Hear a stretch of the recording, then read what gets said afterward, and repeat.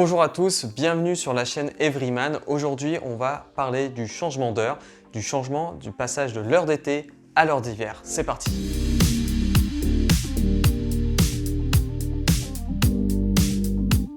Alors comme vous le savez, ce week-end, on va changer d'heure, on va reculer d'une heure, on va passer à l'heure d'hiver. C'est-à-dire que dans la nuit de samedi à dimanche, à 3h, finalement on va reculer d'une heure, on va repartir à 2h. Alors traditionnellement, en sommeil monophasique, on décale tout d'une heure, on met quelques jours à s'en remettre et puis on ne se pose pas plus de questions. Sauf qu'il y a plusieurs problèmes à ça. Déjà, on ne sera pas en monophasique, on sera en polyphasique, donc on va être beaucoup plus sensible au changement. Et vous me diriez, c'est pas très grave, on connaît la phase d'adaptation, on va surmonter. Sauf que, en fait, il faut savoir déjà que les personnes qui sont en monophasique, on voit dans la population en tout cas une augmentation des accidents de piétons sur plusieurs jours au moment du changement d'heure. D'accord? De l'heure d'été à l'heure d'hiver. Et inversement, quand on passe de l'heure d'hiver à l'heure d'été, cette fois-ci, c'est un pic des crises cardiaques que l'on observe dans la population.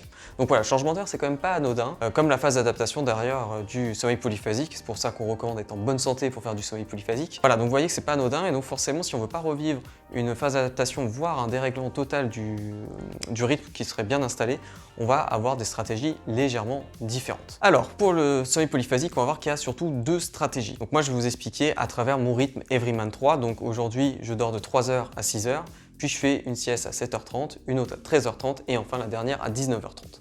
À chaque fois, c'est les cycles ultradiens d'1h30 qui va séparer ces siestes. Aujourd'hui, la première stratégie que je vais vous présenter, c'est la plus classique et c'est celle que je vais probablement adopter, c'est finalement de tout décaler d'une heure. Donc je m'explique. Étant donné que 3h du matin devient 2h du matin, je ne vais plus me coucher à 3h mais à 2h.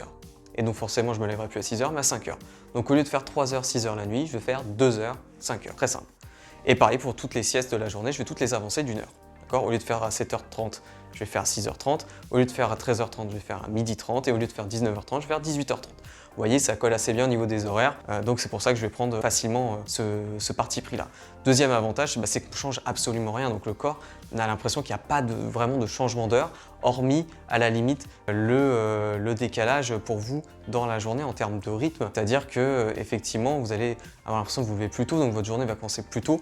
Donc là, moi, c'est vraiment un avantage pour moi dans le sens où sur le rythme biologique, ça ne change rien. J'ai pas besoin de me lever plus tôt, ce qui ne me correspondrait pas. Et par contre, je vais pouvoir faire vraiment un vrai miracle morning. Ça, c'est vraiment top. Donc ça, c'est le point numéro 1.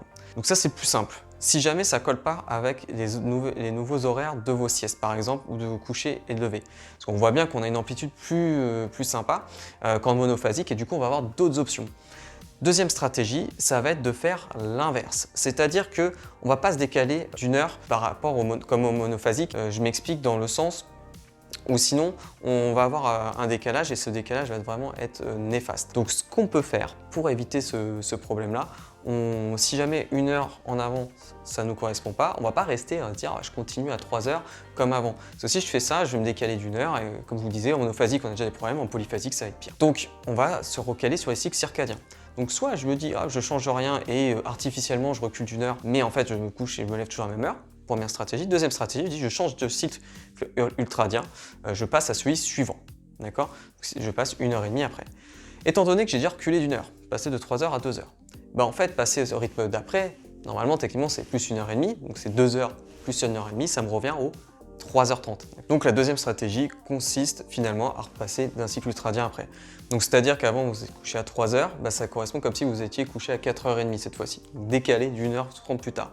Étant donné qu'il y a le décalage horaire d'une heure en arrière, vous ne vous couchez pas vraiment à 4h30, vous vous couchez en fait à 3h30, une heure avant, sur le nouvel horaire. Vous me suivez toujours? Bon, voilà, donc c'est ça que vous pouvez faire. Vous pouvez tout passer décalé d'1h30 et en fait sur les horaires officiels sur lesquels vous devez vous caler, en fait vous avancez, vous repoussez votre endormissement et vos siestes de 30 minutes. Donc par exemple, moi ça donnerait ça en termes d'horaire, 3h30, 6h30. Ensuite, la première sieste serait pas à 7h30 mais à 8h. La deuxième à 14h au lieu de 13h30 et enfin 20h au lieu de 19h30. On décale tout d'une demi-heure. Et en fait, vous voyez bien qu'il y a une amplitude d'1h30 entre les horaires, soit que je décide de prendre sur la stratégie 1, 2h, 5h, ou sur la stratégie 2, 3h30, 6h30. Donc voilà, moi j'ai décidé de prendre la première stratégie parce que c'est vraiment plus simple et les horaires correspondent, d'accord? Et il n'y aura pas de nouvelle phase d'adaptation, surtout qu'en plus je viens juste de sortir de la première phase. Voilà, je vais pas repartir dans un truc, me prendre le risque de dérégler et de tout foutre en l'air. Donc moi je vais faire comme ça. Vous après, c'est à vous de voir ce qui va vous correspondre le mieux. Dites-moi d'ailleurs en commentaire comment vous faites d'habitude quand vous faites du sommeil polyphasique. Est-ce que ça vous est déjà arrivé aussi de vivre un changement d'heure? Peut-être que vous l'avez fait sur des périodes plus courtes. Quel rythme vous aviez choisi? Est-ce que c'était du Everyman? Est-ce que c'était du Uberman? Est-ce que c'était autre chose? Voilà, dites-moi tout, comment vous faites concrètement, ça m'intéresse vraiment. En plus, ça va venir nourrir tous mes travaux que je fais pour rédiger le livre sur le sommeil polyphasique. Donc je compte sur vous et je vous donne rendez-vous bientôt pour une prochaine vidéo. Et en attendant, dormez bien. À bientôt.